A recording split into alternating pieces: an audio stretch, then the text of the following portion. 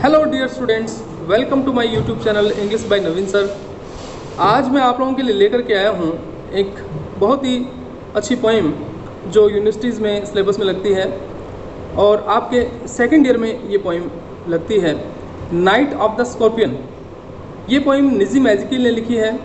इस पोइम के बारे में आज हम डिस्कस करेंगे, तो चलिए लेट्स स्टार्ट। सो फ्रेंड्स, चलिए हम पढ़ते हैं निजी मैजिकिल की लिखी हुई poem night of the scorpion. देखिए, इस पोइम के बारे में पहले मैं आपको बता देता हूँ। इस पोइम में कहानी है एक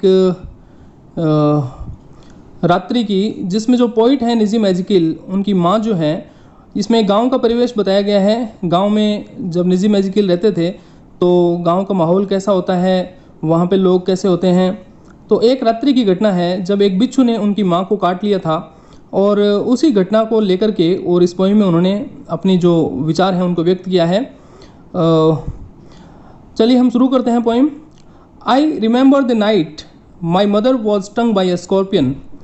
10 hours of steady rain had driven him to crawl beneath a sack of rice। कवि कहते हैं, मुझे वो रात आज भी याद है जब मेरी माँ को एक बिच्छू ने डंक मारा था। 10 hours of steady rain, steady शब्द का अर्थ है कंटिन्यूस, लगातार। 10 घंटे तक लगातार बारिश होती रही और उसकी वजह से वह एक चावल के बोरे के नीचे छिप गया था।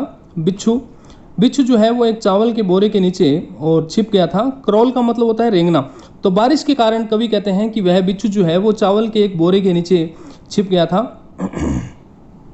Parting with his poison flash of diabolic tail in the dark room he risked the rain again. Parting with his poison, parting का मतलब होता है अलग होना। तो उसने अपनी पूंछ, जो जहरीली पूंछ है, उससे जहर को अलग कर दिया। यानी उसने, जो पोइट हैं, उनकी मदर को और डंक मार दिया और फिर वो ही रिस्क्ड द रेन अगेन, यानी उसने बारिश में जाने का रिस्क उठाया। यानी जब उसने, जो पोइट की मदर हैं, उनको काट लिया, उसके बाद वह बिच्छू जो है वो बारिश में वापस बाहर चला गया, क्योंकि उसे ये पता था कि अब अगर वो वहाँ रुका तो उससे खतरा हो सकता है। The peasants came like swarms of flies। अब यहाँ पे पोइट ने एक सिमली का प्रयोग किया है। पीजेंट कहते हैं किसान को, तो गांव के लोगों के लिए यहाँ पे शब्द काम में लिया गया है। गांव के लोग मक्खियों के झुंड की तरह आए। कहने का मतलब बहुत बड़ी संख्या में गांव के लोग वहाँ आए। And buzzed the name of God 100 times, और उन्होंने भगवान का नाम लिया सैकड़ों बार। यानी वो उन्होंने ईश्वर को याद किया। To paralyse the evil one, paralyse का मतलब होता है लकवा लगना। यानी वो कहते हैं कि जो इवल है, इवल शब्द यहाँ पे बिच्छू के लिए आए हैं, कि जो बिच्छू है वो पैरालाइज हो जाए, यानी रुक जाए। ऐसी मान्यता है कि जब कोई जहरीला जानवर काटता है तो जैसे जैसे वो चलता है वैसे वैसे और शरीर में जहर भी चलता है। तो इसलिए वो प्रार्थना करते हैं भगवान से कि काश वो बिच्छू जो है वो रुक जाए, पैरालाइज हो जाए। With candles and with lanterns throwing giant scorpion shadows. अब जो ग्रामीण आए थे उनके हाथ में कैंडल और लैंटर्न थी, यानी किसी के पास मोमबत्ती और किसी के पास लालटेन जलती हुई थी। और यहाँ पे एक आयरनी का प्रयोग किया गया है, जाइंट स्कॉर्पियन शेडोज, यानी जो उनकी छाया है, उस रोशनी में जो उनकी छाया दीवार पे पड़ रही थी, उसे स्कॉर्पियन शेडोज कहा गया है। यानी उन ग्रामीणों की तुलना भी स्कॉर्पियन से की गई है, यानी वो भी अब स्कॉर्पियन की तरह लग रहे थे। तो यहाँ पे पोइट ने आयरनी का प्रयोग किया है।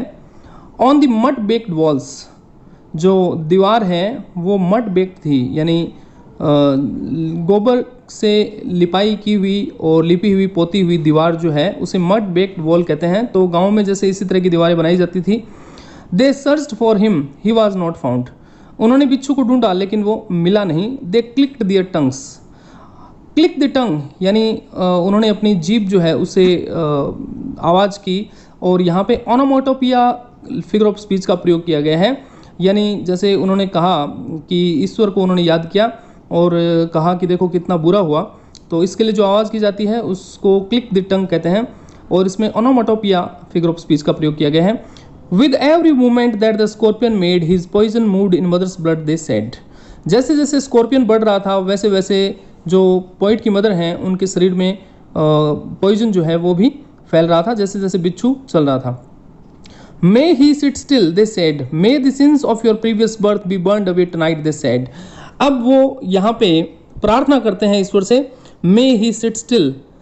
ईश्वर करे कि वह रुक जाए। May the sins of your previous birth be burned away tonight. तुम्हारे पिछले जन्मों के पाप आज धुल जाएं। यानी वो ये मान रहे हैं, ये मान्यता है ग्रामीणों की कि जो पुराने जन्मों के पाप हैं वो इस तरह से खत्म हो जाते हैं। यानी उसे पीड़ा हो रही है तो उस पीड़ा के साथ, जो दर्द के साथ पिछले जन्म के पाप हैं वो मिट रहे हैं। मे your suffering decrease the misfortune of your next birth. और इस पीड़ा से तुम्हारे अगले जन्म के जो दुर्भाग्य हैं वो भी कम हो जाएंगे। May the sum of all evil balanced in this unreal world. इस अनरियल यानी इस अवास्तविक संसार में जो तुम्हारी बुराई और अच्छाई का जो बैलेंस है वो सही हो जाए। यानी ये एक मान्यता है कि जब किसी के पाप और पुण्य का बैलेंस हो जाता है तो उसे मुक्ति मिल जाती है।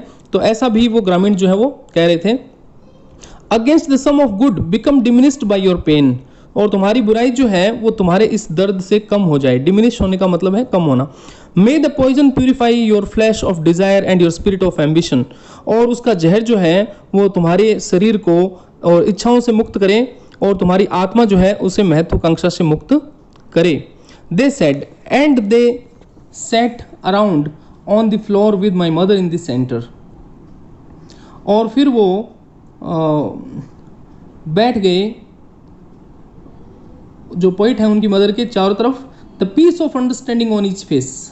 अब ये आयरनी है, यानी उन सब के चेहरे पर ऐसे भाव आ रहे थे जैसे उन्हें सब समझ में आ रहा है। हालांकि उन्हें कुछ भी समझ में नहीं आ रहा था, लेकिन ये देखिए फ्रेंड्स, ग्रामीण इतने सरल और भोले और सीधे होते हैं कि वो अपनी मान्यताओं से बड़े संतुष्ट हैं। उन्हें लग रहा है कि पोइट की मदर जो है उनके साथ, और ये गलत नहीं हुआ है बल्कि सही हुआ है। मोर कैंडल्स, मोर लैंटर्न्स, मोर नेबर्स। और ज़्यादा कैंडल, लैंटर्न और नेबर्स आए। यहाँ पे कैंडल और लैंटर्न शब्द जो हैं ये व्यक्तियों के लिए ही प्रयुक्त हुए हैं, इसलिए यहाँ पे जो मेटोनिमी फिगर ऑफ स्पीच है वो प्रयुक्त हुआ है। More insects and the endless rain. कीड़े भी आ रहे थे, तो ये एक तरह से एंटी क्लाइमैक्स है। मोर इंसेक्ट्स, मनुष्य, और उसके बाद फिर इंसेक्ट्स, तो ये एंटी क्लाइमैक्स है। My mother twisted through and through groaning on a mat.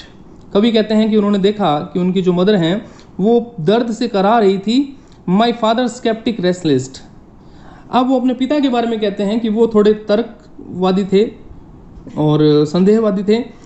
ये भी एक तरह से आयरनी है। Trying every curse and blessing. अब देखिए ये आयरनी है।